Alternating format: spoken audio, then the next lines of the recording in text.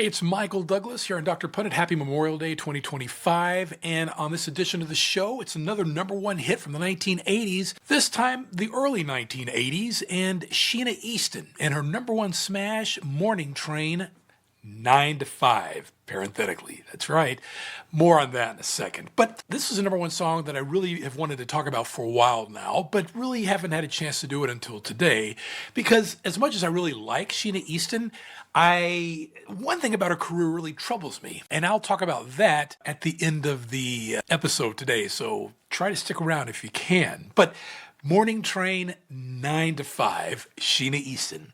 You know, Sheena Easton enjoyed a very successful run throughout the 1980s, and her face is definitely part of the imprimatur of 80s music.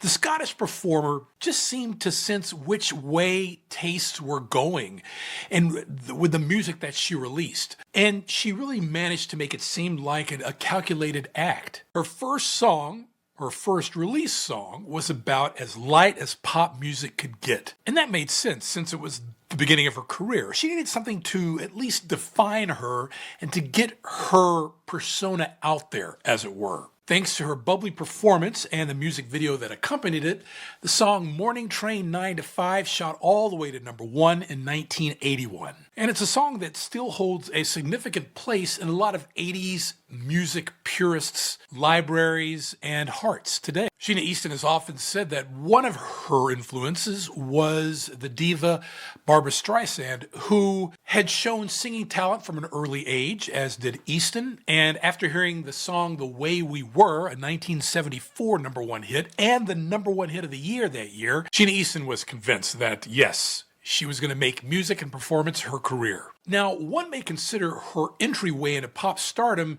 similar to some of the talent shows that are on today and that have made up a large proportion of pop culture in the early 21st century. Shows like America's Got Talent, American Idol, X Factor, all of those things.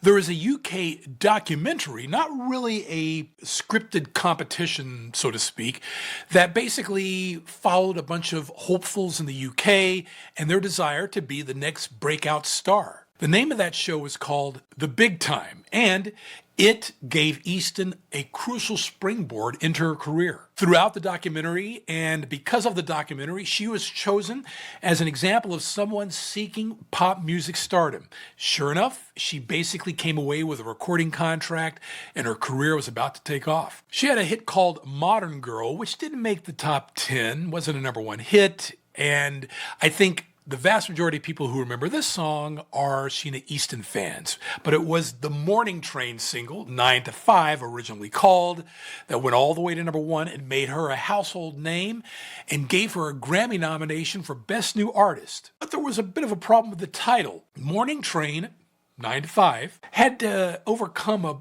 bit of a weird coincidence to become a worldwide hit for Sheena Easton. The woman who wrote the song wanted to record the song herself, but she really wasn't being paid attention to by UK record labels. That woman's name was Florrie Palmer. However, one of the producers working with Sheena Easton asked Sheena Easton to take Palmer's song and record it. Unbeknownst to Palmer, the name of the song was 9 to 5. Of course, that was hot off the heels from a number one song of the same name by Dolly Parton from 1980 and the movie from the same name. Dolly Parton's version, well, not really version, it's a completely different song, went all the way to number one, beat it to record stores and the radio. Sheena Easton's label had to come up with a workaround. A lot of songs are parenthetically titled, so it was relatively easy to do so. Morning Train 9 to 5 became Morning Train, parenthetically, 9 to 5. Problem solved. I mean, she mentions the former throughout the whole song, Morning Train, taking the train into work. So the plot of the song Morning Train 9 to 5 is a bit quaint, almost as much as you'd expect from a 1950s sitcom. Sheena Easton's heroine in the song pines all day for her man, and he spends his day hard at work until he can take the last train back for her time together with him at the end of the day. And she says, "Nighttime is the right time, we make love. That is here's my time, we take off." Easton then helps to keep the song on track by imbuing it with a sense of innocence. He takes me to a movie, to a restaurant to go slow dancing, anything I want, only when he's with me, I catch a light. Of course, the chorus, if you listen to it, captures the guy's cyclical routine, and it's mirrored in the way the melody keeps coming around, Morning Train, 9 to 5, and Easton belts it out with enough urgency to make you root for her character's, her heroine's nightly reunion with her man. Now, as many people know, Sheena Easton's career kind of took different directions from that point. She went from somebody who had a #1 hit with Morning Train 9 to 5 to singing a James Bond track that hit #4 the following year for Your Eyes Only, to singing country with Kenny Rogers, We Got Tonight, to singing with Prince on the #2 song from 1987, You Got the Look, from his Sign of the Times album, to going full-fledged New Jack Swing with an album produced by Babyface at the end of the 1980s, and her #2 track from that year, The Lover in Me. So she's been everywhere. She's had quite a varied and versatile, to say the least, career for making music in the 1980s. But there's one problem I have with Sheena Easton. She beat out Luther Vandross for Best New Artist at the Grammys for year 1981. And I have to say, Highway Robbery, Luther is no longer with us, but Luther, I think, had much more of an impact on music than Sheena Easton did. I'm not taking away from Sheena Easton. I'm just talking about his overall influence.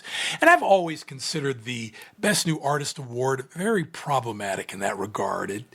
I think the Grammys could approach new talent without making it seem like a curse for people who win it, and they're never heard from again, like this band, or people who win it and lip sync their way to fame and pass it off as true talent, like this band.